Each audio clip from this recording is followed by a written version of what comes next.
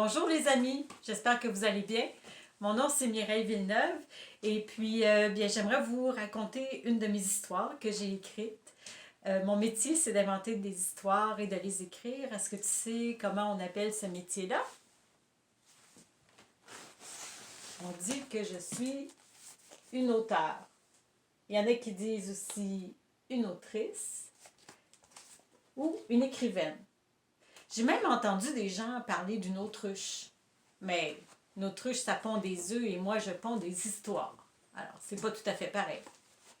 Aujourd'hui, l'histoire que je vais te raconter, elle est tirée d'un album qui s'appelle, en fait, c'est plus qu'un album, c'est un grand livre. Le grand livre des aventures de Félicio.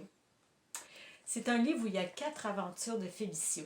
Mais comme les images sont plutôt petites, j'ai décidé de prendre un plus grand livre qui raconte les mêmes aventures parce que les images sont vraiment belles. En fait, les images ont été dessinées par une personne qui a le même nom de famille que moi. Alors, moi, je m'appelle Mireille Villeneuve et elle s'appelle Anne Villeneuve. Oui, on a le même nom de famille. Anne, c'est ma sœur. Et puis, Anne, son métier à elle, est-ce que tu sais comment on dit la personne, comment on appelle la personne qui fait les dessins? Oui, une illustratrice ou un illustrateur. Et puis, ces beaux livres-là ont été faits par une personne qui s'appelle Dominique. Et puis, Dominique, elle travaille dans une maison qu'on appelle une maison d'édition. Et Dominique, elle s'appelle une éditrice. Son métier, on dit qu'elle est une éditrice. Alors, c'est un livre qui a été édité par les éditions Dominique et compagnie. Ces histoires-là m'ont été inspirées par mon voisin qui est un monsieur très, très, très sérieux.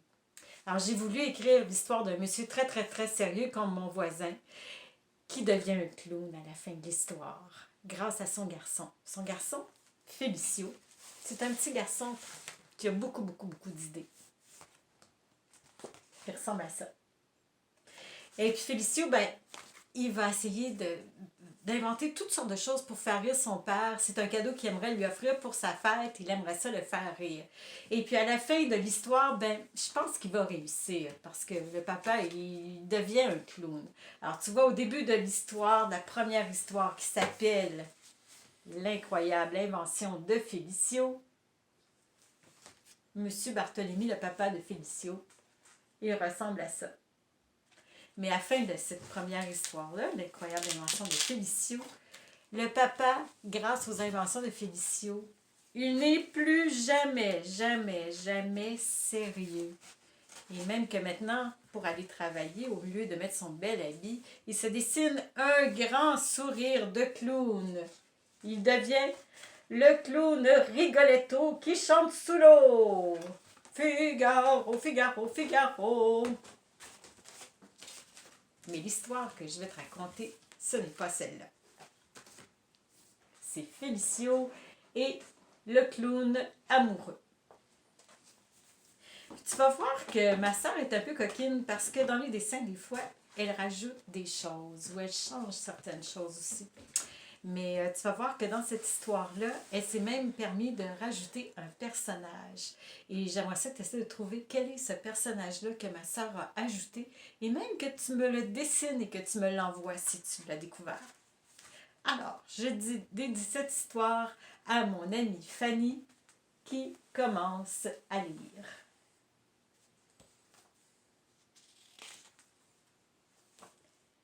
Félicio est inquiet. Son père a une étrange maladie. Ce n'est pas la première fois que M. Barthélemy attrape ce virus. La dernière fois, il est resté malade très longtemps. Lorsqu'il a ce microbe, M. Barthélemy fait des choses incroyables. Le matin, il sourit à son bol de céréales. D'autres fois, en plein milieu d'une conversation, il regarde ses pieds en soupirant.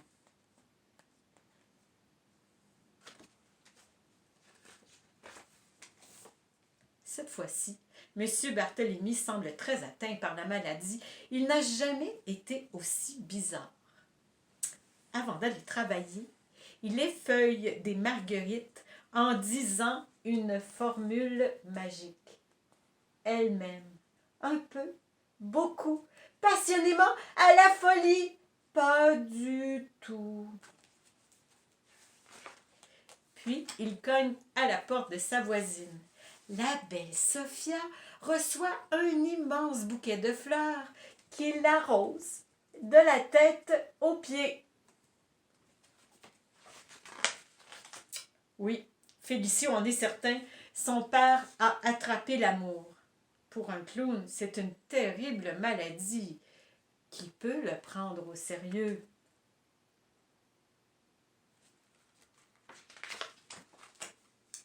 Félicio cherche vite un remède. Il le trouve dans le conte de...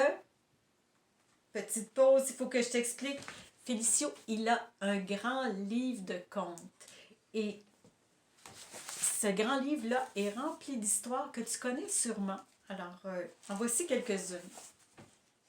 La Belle au bois dormant. Roméo et Juliette. Pinocchio. La Belle et la Bête et Cendrillon.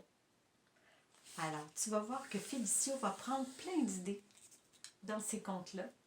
Dans tous ces contes-là, sauf un. Alors, il faut que tu trouves dans quel conte il prend ses idées et dans quel conte il n'a pas pris d'idées. Je continue. Félicio cherche un remède. Il le trouve dans le conte de... Le garçon s'empare d'un soulier dans la loge de Sophia. C'est un petit chausson tout mignon. Regarde, papa, il appartient sûrement à la belle Sophia. Aussitôt, son père court, saute et voltige jusqu'à Sophia. Oh, merci, monsieur Barthélemy. Vous avez retrouvé le chausson de mon chimpanzé. As-tu vu ici le chimpanzé? Il a les doigts dans le nez. Elle s'appelle Lily. Sophia donne alors un doux baiser à son chimpanzé. Je crois qu'elle préfère les poilus avec de grosses babines, dit M. Barthélemy, tout triste. Félicio pense alors à son conte préféré. Il trouve un costume de bête féroce pour son papa. Avec son torse velu et ses gros pieds griffus, M. Barthélemy est irrésistible. Lily est charmée par la bête. Mais Sophia, elle, s'enfuit en courant. Alors ici, on voit Lily, le chimpanzé, qui aime vraiment beaucoup la bête poilue. Félicio doit trouver une autre histoire, plus romantique, comme celle de Barthélemy grimpe jusqu'à la fenêtre de Sophia. Il lui chuchote de jolis poèmes à son oreille poilue. Poilue? Pauvre Barthélemy! Hein? Lily n'aime pas les poèmes, elle n'aime pas la poésie. Et voilà, une peau de banane à la figure. Pour consoler son papa, Félicio lui raconte Au milieu de l'histoire, Félicio s'arrête net. Voilà, il a trouvé. Sophia sera la belle endormie et M. Barthélemy pourra la réveiller d'un doux baiser. Mais il faut d'abord endormir Sophia. Félicio prépare un gros pot de tisane de dos. Mais Barthélemy connaît une meilleure potion pour les amoureux. En cachette, il prépare du thé aux fruits de la passion. Alors ici, je te montre une image de Félicio qui raconte l'histoire de à son papa.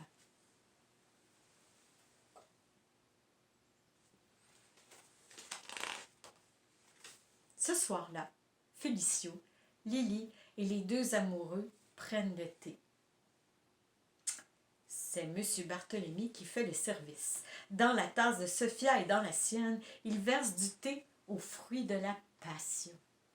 Puis, dans la tasse de Félicio et dans celle de Lily le chimpanzé, il verse la tisane de dos. Toute la soirée, Sophia et le clown se font les yeux doux. Tout près d'eux, Félicio et Lily font des rêves fous.